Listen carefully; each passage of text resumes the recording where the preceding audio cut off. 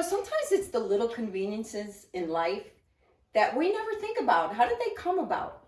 Well, today we're going to talk about the brown paper bag, the flat bottom bag, that was invented by Margaret E. Knight.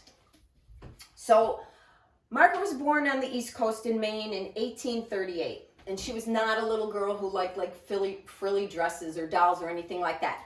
She said she needed only 3 playthings: a pile of wood, a pocket knife, and a gimlet, and not vodka gimlet, like a gimlet that makes holes in wood. And she would build sleds and kites and things like that. So when she became an adult, she worked at the Columbia Paper Bag Company. And back then, paper bags were all like this, like a little bigger version of this. But see, you can't really put groceries in here or anything because they didn't have a flat bottom. Margaret felt that she could invent a machine that could make flat bottom paper bags. Flatter bottom, you can get more in it.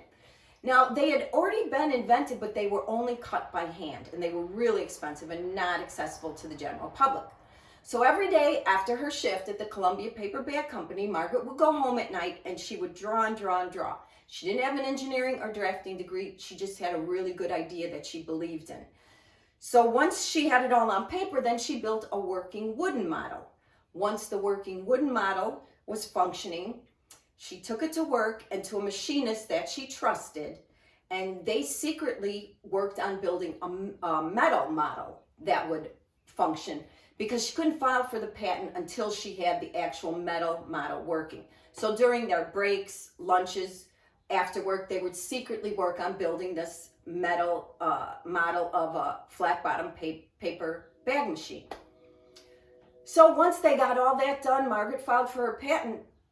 And lo and behold, somebody beat her to the punch. There was already someone that had filed for the exact same patent. What she found out was this Charles Ainen, this little weasel that she worked with, had been secretly spying on them, stole all her work, and filed for the patent.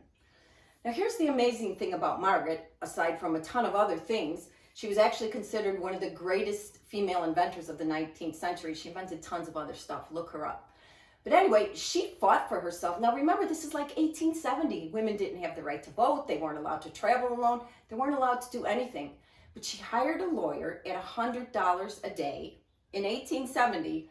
And they went to Washington with all her evidence that she had that proved that she was the one who had invented this machine. So it was a 16-day trial.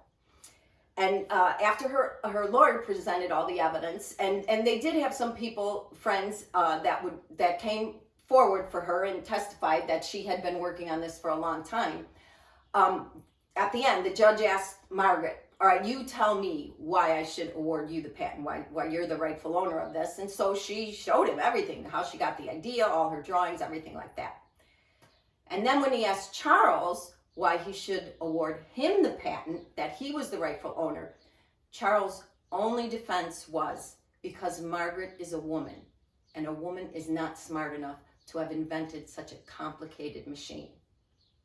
Well, thank God the judge was a fair-minded person, and he awarded Margaret the patent, and then she started the Eastern Paper Bag Company. So we have Margaret E. Knight to thank for the flat bottom paper bag. So the next time someone tells you can't do something because you're a woman, or when you're at the grocery store and they ask if you want paper or plastic, remember to thank a woman. Thank Margaret E. Knight.